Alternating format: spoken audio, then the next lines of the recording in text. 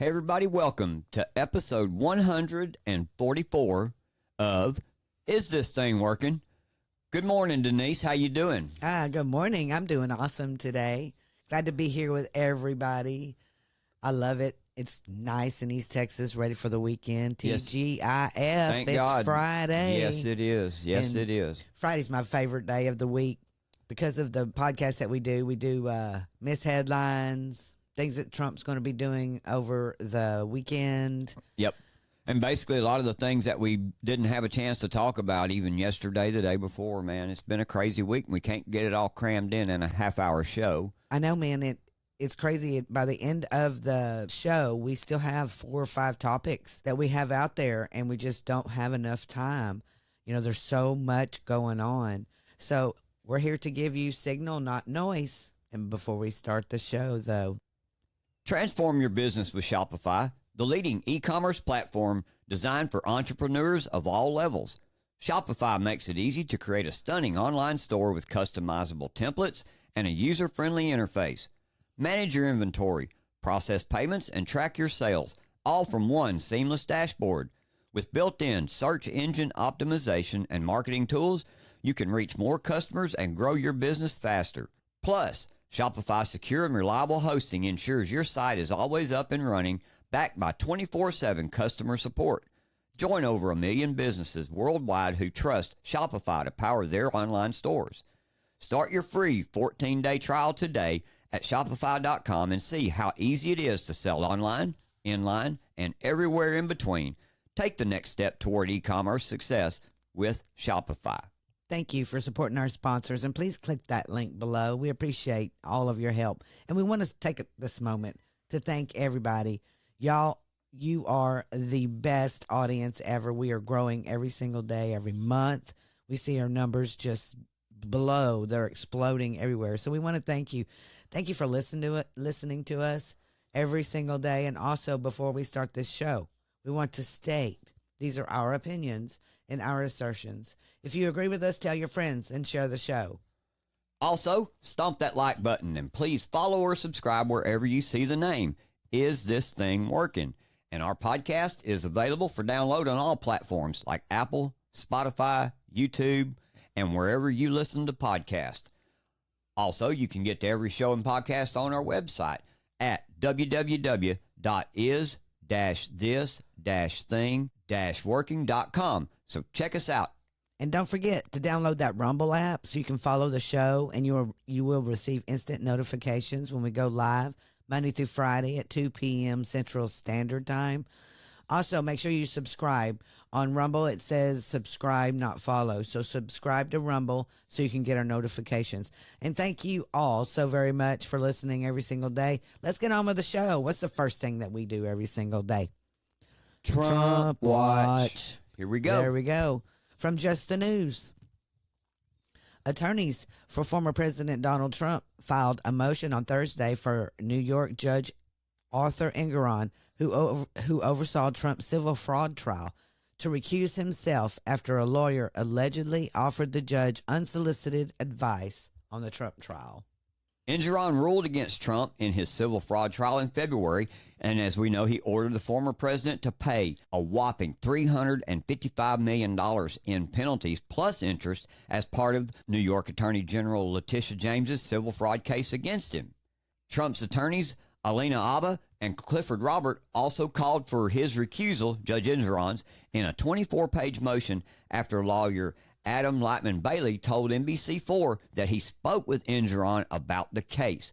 But Bailey never mentioned Trump by name, according to The Hill. But it says allegations have surfaced revealing that this court may have engaged in actions fundamentally incompatible with the responsibilities attendant to donning the black robe and sitting in judgment, the attorney said in the motion. This conversation reportedly took place in February, a couple weeks before Engoron handed down his verdict. So what do you think, folks? Think that this is going to go anywhere? Exactly. And what was it that happened?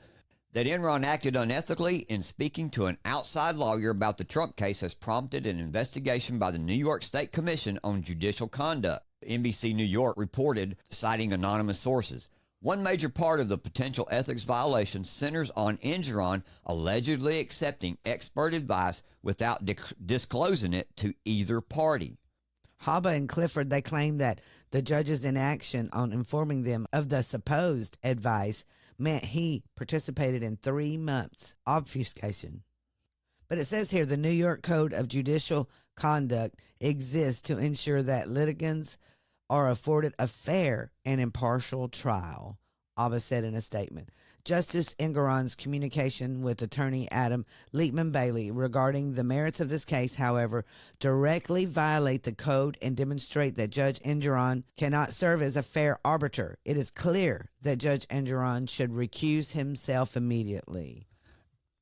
I think it's a good case, and I hope that it goes through. I really do. I hope that they get him out of there, man.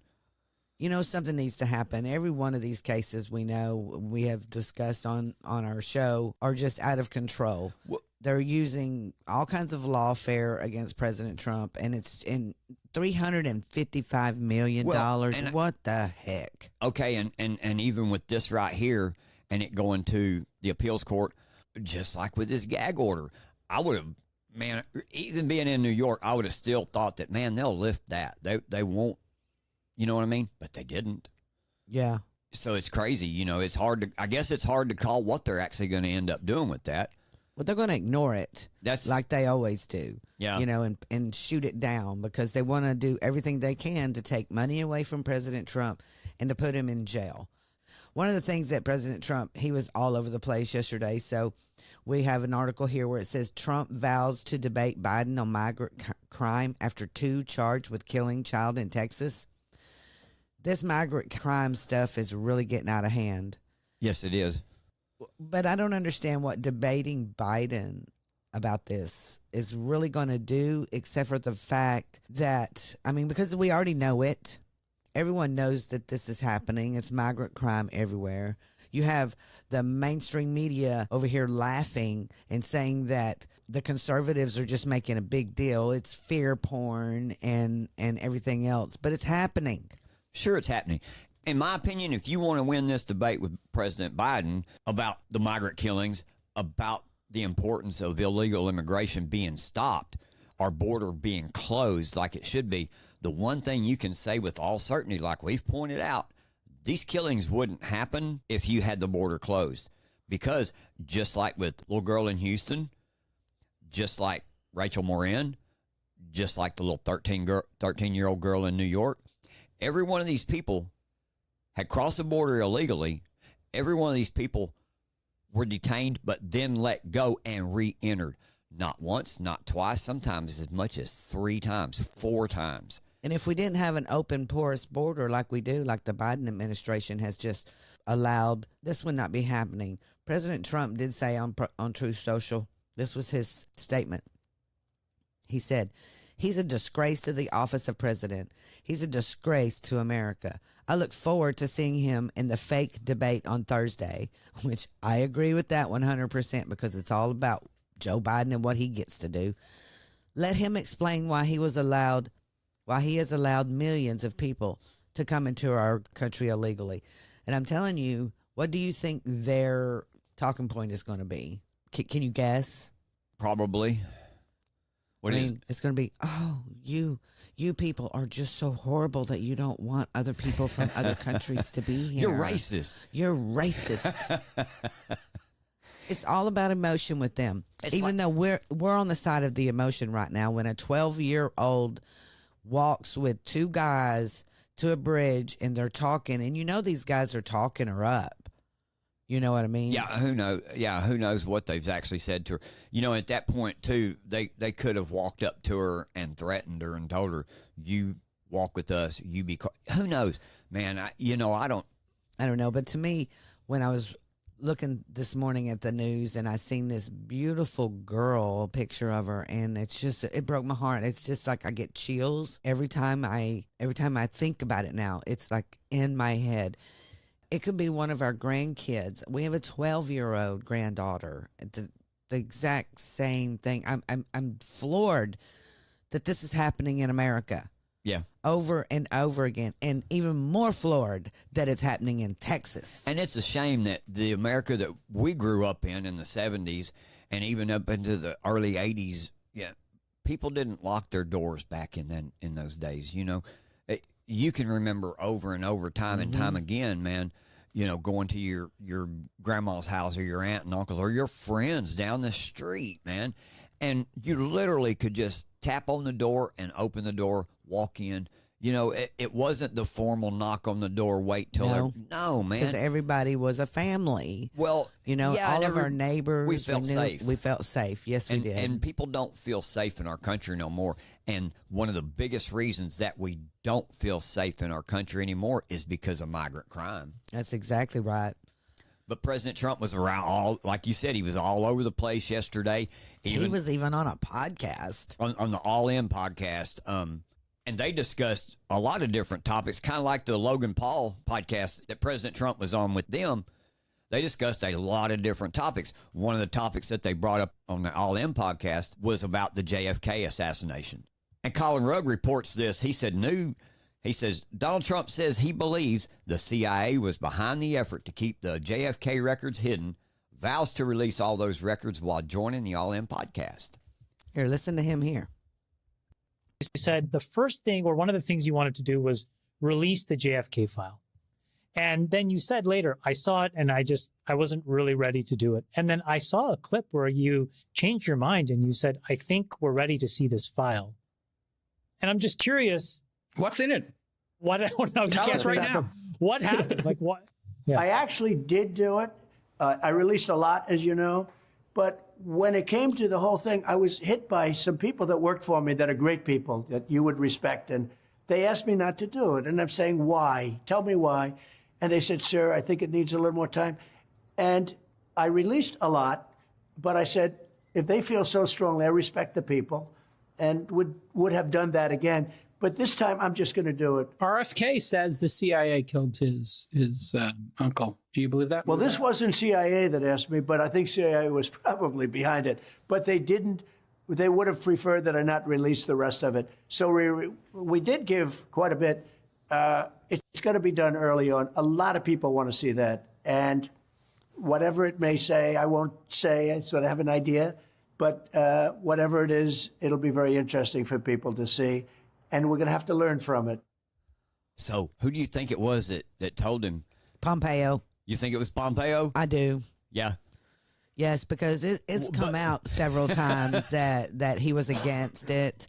So, and my memory is long when it comes to Pompeo because, you know, I used to be a big fan at one time, but I'm not so much so now. Well, and that's what I was fixing to say, too. He even goes on to say, you know, the people that came to me and said, sir, let's not do this right now, were some people that you respect or that you would respect. I don't know of many people that would respect Mike Pompeo, especially even then, knowing what we know about him. You know, Pompeo is the one that ordered the killing of Julian Assange. You know what I mean? That when I found that out immediately, I was like, oh my gosh. Right. So I think I like your theory that it's Pompeo, but I kind of don't think it is. I say it's still somebody deeply in control or of the higher ranks of the CIA. I just wonder why he wouldn't mention him. Well, he wouldn't name names. I'm getting tired of people not naming names.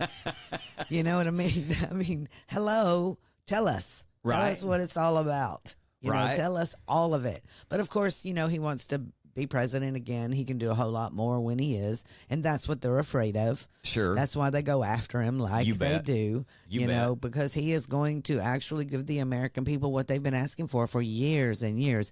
And the same thing with Steve Bannon that's going on with his lawfare. He filed an appeal to the D.C. Circuit Court. And guess what? He has been denied. His emergency motion to stave off his July 1st jail sentence has been denied. So Steve Bannon, he has immediately turned around and overnight and filed an emergency stay with the Supreme Court. So we'll see what's going to go on with that. Hey, are you looking for your next unforgettable experience? Discover and attend the hottest events in your area with Eventbrite. From concerts to conferences, festivals to fundraisers, Eventbrite has it all. With our easy-to-use platform, finding and purchasing tickets is a breeze. Plus, with personalized recommendations based on your interest, you'll never miss out on an event that's perfect for you. Whether you're a seasoned event goer or just looking for something new, Eventbrite connects you with experiences that create memories to last a lifetime. Download the app or visit their website today and start exploring your world with Eventbrite. Please click that link below. This is from the AP. A Texas doctor who calls himself a whistleblower on transgender care for minors is accused of illegally obtaining private information on patients from the nation's largest pediatric hospital who are not under his care. This is coming from the Texas Children's Hospital is what they're talking about. Yep. Federal prosecutors said Dr. Ethan Heim, a 34-year-old surgeon, snatched the information and shared it with a conservative activist with intent to cause malicious harm to Texas Children's Hospital in Houston. Heim pleaded not guilty Monday in federal court to 4 counts of wrongfully obtaining individually identifiable health information. And Heim, who is a Dallas surgeon, previously had done some work at Texas Children's Hospital as part of his residency. The indictment against Heim alleges that in 2023, he asked to reactivate his login there to access information on pediatric patients not under his care, including names, attending physicians, and treatment codes, then turned over the information to a media contact. They're talking about that Chris Rufo article that we were talking about the other day with that nurse that the FBI came to her house. To her house to intimidate and her. I think it was on the same day that the FBI showed up at his house to tell him he was been indicted. Wow. As if people don't know, what was going on there was that the Texas law said that you cannot perform these transgender surgeries or any gender-affirming care in the state of Texas anymore. And they went to the Texas Children's Hospital with this. The CEO, Mark Wallace, was supposed to have shut the thing down, told the Attorney General that he had shut the thing down, then began to continue the treatment care, but frauded Medicare, Medicaid, and the rest, and was frauding the procedures and the other things that they were doing by listing them as other things. And so that fraud happened. Dr. Heim seen it, knew it, and he exposed it. Yes, and he's a whistleblower. And he's a whistleblower. And the AP, which is very left-leaning, by the way, I read what they have gotten from the Department of Justice. But I'm telling you right now that they're going after him. If you noticed, if you're a conservative whistleblower, or not even conservative, because I don't know what Dr. Heim is, if you're a whistleblower against the narrative, against what the government wants at this point, then you are dog meat, it would seem. Well, and that's the point with this is he didn't come out to speak out on some conservative view. No. He didn't come out to blow the whistle and spout conservative values or none of that. What he done was come out and blew the whistle on fraud that was being committed by Texas Children's Hospital, and the institution goes after him for that. That's right. This is crazy. It man. is crazy. Well, listen to him. He was on War Room with Steve Bannon yesterday talking about this. And if anybody can help this hero whistleblower, please go to givesendgo.com/Texas_whistleblower and help him out. But listen to him on War Room talking to Steve Bannon. Yeah, this is just a portion of their interview from yesterday. American hero whistleblower Dr. Heim. Sir, you're a whistleblower, and the next thing I know, I think I'm reading stories, is the FBI coming, arresting you, kicking it. What is going on? You're an American hero trying to stand up for children and for families, and the next thing I know, I think the FBI is coming after you. Can you please tell our audience what you have done and why are the authorities coming after you? Yeah, who thought we would be in a position where we even be talking about this, but I was the anonymous whistleblower in a story released by Christopher Rufo, May 16th, 2023. And it had revealed that the largest children's hospital in the world was lying about a program that was manipulating, mutilating, and sterilizing vulnerable young children. They said they shut this program down, but because I worked there, I knew that they did not. They had continued it and expanded it. I had to do something about it. The story was released. Within 24 hours, the conduct we exposed was voted to become illegal. But now, just last week on Tuesday morning, 3 heavily armed U.S. Marshals came to my front door to inform me that I was being indicted by the United States Department of Justice for 4 federal felonies, faced up to 10 years in prison for fulfilling my oath as a doctor, for protecting these children, for standing up to this dominant political ideology. And we're going to take this trial. If anyone wants to help us, we need it. We can't do it alone. It's givesendgo.com/Texas_whistleblower. I'm just a regular guy. I live in a small town. It's just me and my wife, and we have our first daughter on the way. And they're trying to take that away from me. You know, I might miss a birth of my first daughter. Yeah. So yeah, this is heartbreaking. well, and the scary thing about it is, here you see corruption and fraud being done by an institution. Once again, And somebody sees this, goes, hey, this ain't right. This what you're doing is illegal. I've got to tell somebody about it. You should be protected when you're a whistleblower from having the damn institution rain down on you and come at you with a bunch of different crimes. You know, in not upside down world, just like what he's talking about, he should be lauded as a hero, and he is in my eyes. He's as big a hero as anybody right now, because this institution, Texas Children's Hospital, regardless of who it is, whether it's them, whether it's another hospital, whether it's some outpatient thing, whatever, regardless, it's an institution that was committing corruption and got exposed, and instead of them facing their own damn consequences for it, they turn it around, flip it on its head, and go after the people that are doing the right damn thing.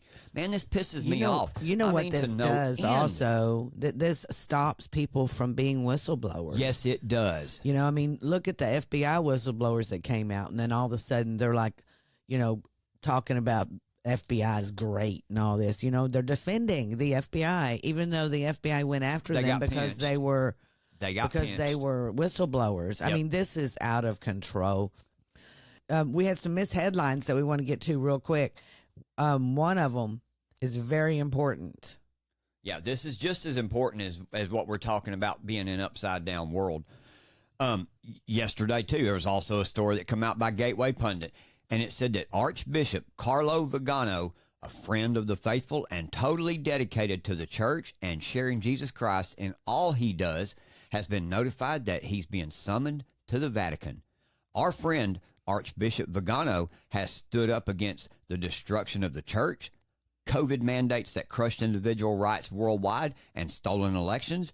He has called out his Pope for his destructive actions against the church and others like China and the WEF. For this, he is being excommunicated from the Holy Catholic Church. So yesterday also, he posted a message on Twitter concerning his summons to have to go to the Vatican.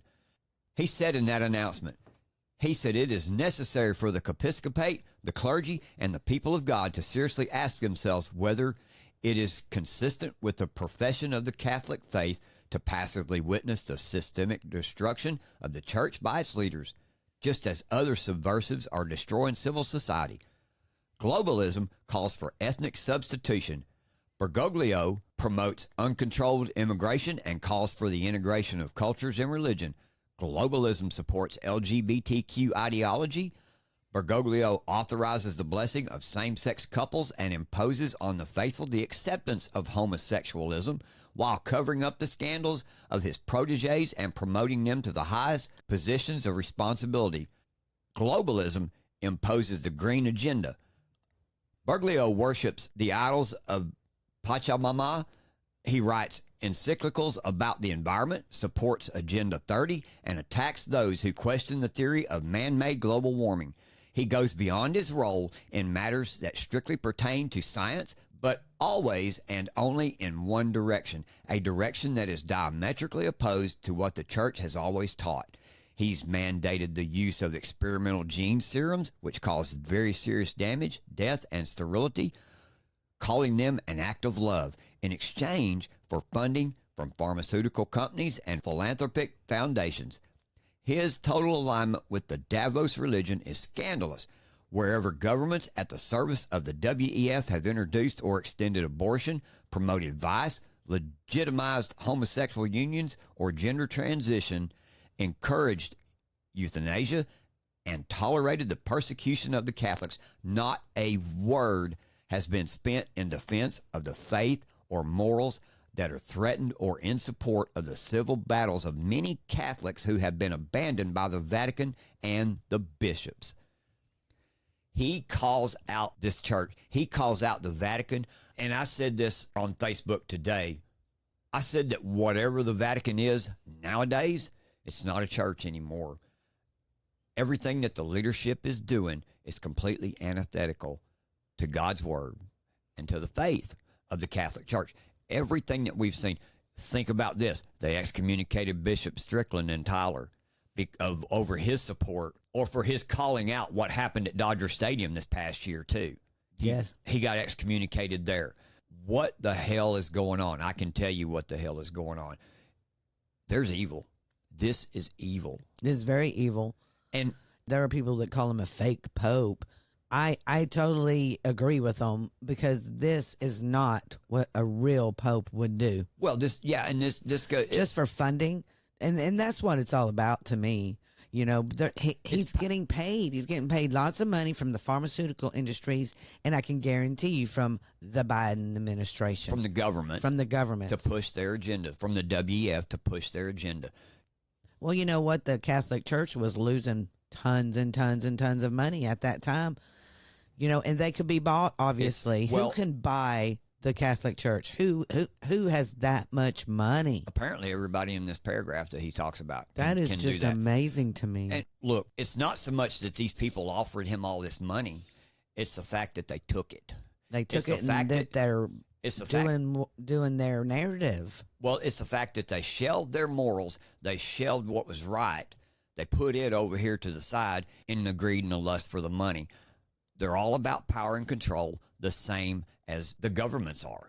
Well, and the Catholic Church has had such a horrible reputation for so many years. Exactly what he talked about in his letter, that there are many bishops and clergy that were involved in a lot of molestation charges, that were involved in a lot of crimes like that. And instead of Doing being something punished about for it. they promoted them. Yes, You know, it's just, it's nuts. it is nuts. You know, and then there's something else that we missed also. These leftists are crying here in America about the separation of church and state over the new 10 Commandments law. Now, did y'all hear about Louisiana? You know, they're the first state to put the 10 Commandments back in their schools. You know, and I thought that was crazy. The Gateway Pundit goes on to inform us. Here's a history lesson for them. They say, rarely have 7 innocuous words misrepresented and then amplified caused so much mischief. On Wednesday, Republican Governor Jeff Landry of Louisiana ignited leftist outrage by signing a bill that requires all the state's public school classrooms to display the 10 Commandments. Predictably, opponents of the bill cited a paraphrased version of a line that appeared in an 1802 letter written by President Thomas Jefferson, wall of separation between church and state. I'm going to stop right there because this is something that we've had a debate on over and over and over again. And my Church and state. my views is different than a lot of people's views because that was just a letter written. Nowhere in our Constitution does it say that. It does not say. No, but the theory of separation of church and state, all that should be interpreted as is that there should be a separation between the church and the state, that the state itself or our government should not endorse or create a religion. That's what that meant. We can't have a government religion. That's what that meant. As far as the 10 Commandments go, those 10 Commandments, if you look at them, they're all supported by what? Our own current laws. So why not teach kids morals and values and give them a way to live? You know what I mean? I'm all for it. But if the left wants to cry that you can't have the 10 Commandments in school, then I want to tell you something. You better take every damn pride flag out of there. You better take every damn DEI book out of there. You better take every genderqueer book out of there. And there better not be one more drag queen hanging around a school. I get it, but you know what they say? The left, they want to come out and they want to say, but that's not a religion. Well, I'm sorry to say, but it's your religion. Yep. It is your religion to put all of this in school. The thing about the Ten Commandments, and it has historical significance in the way we make laws. That's what it's saying here. Likewise, to affirm that the mandated display constitutes an acknowledgement of the Ten Commandments' historical significance, not an endorsement of a particular religious creed, the law also requires a four-paragraph context statement tying the Ten Commandments to the American foundational documents. That's it. That right there. And then what I thought was really kind of funny, is after all this came out here in Texas, our Lieutenant Governor Patrick rebukes the Speaker of the House Phelan for shelving the Ten Commandments classroom legislation. We would have been here in Texas the first one that would have done the same thing. And Louisiana took our law and made it their own. Yeah. So I thought it was pretty interesting that he was very ticked off that we were not the first one and that Dade Phelan shelved it because the Democrats wanted it shelved. The Senate passed it, and then Dade Phelan just left it in committee for too long, and it was too late to bring it up. That's how they do things here in Texas. Things that are really important to the American people, they tend to go with the Democrats every single time. They play the same game as they do on Capitol Hill. They've infiltrated the Republican Party enough to where anything that they want gets passed. It's basically what? A uniparty. It is a uniparty. It is basically a uniparty. But we want to thank you, everybody, for listening to us every single day. We appreciate you showing up and commenting and sharing everything that we do. And we want you to have a great weekend, and we'll see you again on Monday. Is this thing working? Rise up.